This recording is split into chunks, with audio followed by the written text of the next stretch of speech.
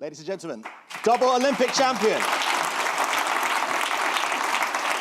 How old were you when you first went in the ring? I was 13. And why? What made you do it?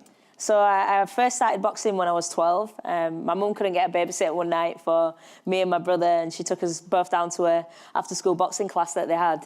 And I absolutely loved it. So just purely by chance, I ended up being a double Olympic champion. At what age were you when somebody said, you're quite good at this? I was 13. So from the word go? Yeah. So I'd been training since I was 12 and got about a year into it. And my coach said, have you ever thought about taking it seriously, getting into competition? And, I was like, yeah, why not? But women's boxing give it a go. Then was not what it is now. No, it wasn't. How many girls were boxing when you were boxing at 13? I had one competition when I was 13, and then I didn't have another competition until I was 17. When I turned senior, so there was nobody. So at 17, people said to you, what's your record? You said, I'm unbeaten. Yeah. One fight, one win. There must have been once or twice when you've hit the deck and thought, God, where did that come from? Oh, no, I've never... Have you never hit the deck? No, never? No, never. That's showing off. I'm too quick. I told you, I don't like getting hit. But there was one time, though, I boxed a girl from Russia. She was... a little bit shorter than me, quite heavy set, and man, she caught me with a right hand on the nose, and I was like, "Ooh, I don't want another one of those." I literally spent the rest of the time in the ring running round. I was like moving away.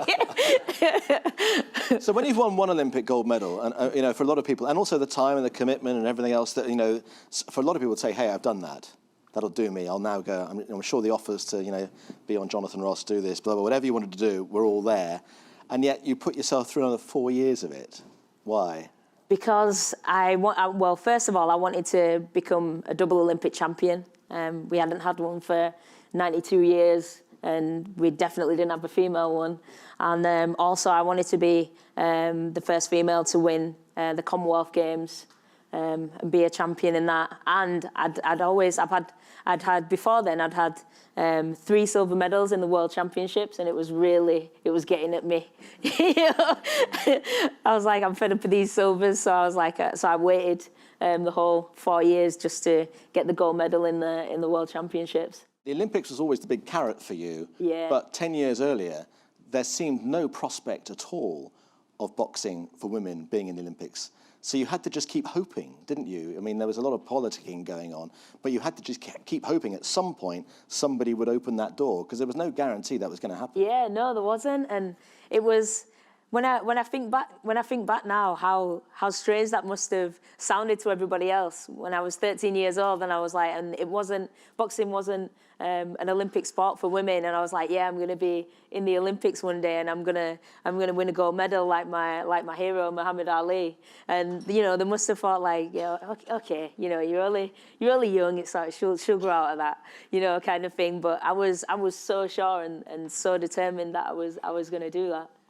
So how many people here were in London for 2012? Most of you, I'm guessing. A lot of you, yeah. So, it was an amazing time to be in this city, wasn't it? Before the tournament began, did you feel that? Oh yeah, definitely. It was unreal. I mean, the thing that got me the most actually was the fact that you'd get on the tube and people were actually talking to each other. It was that just blew my mind. I was like, wow, didn't think I was in the same city.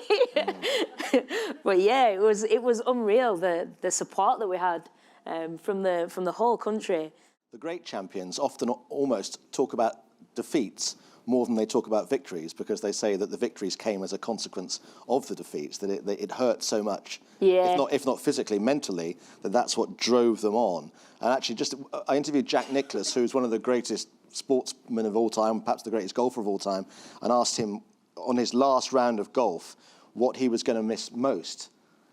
And he said losing, which you would think is a bizarre thing for someone like Jack Nicklaus to say. And so you then say, why? He said, because the losing was the fuel that drove you to be a winner.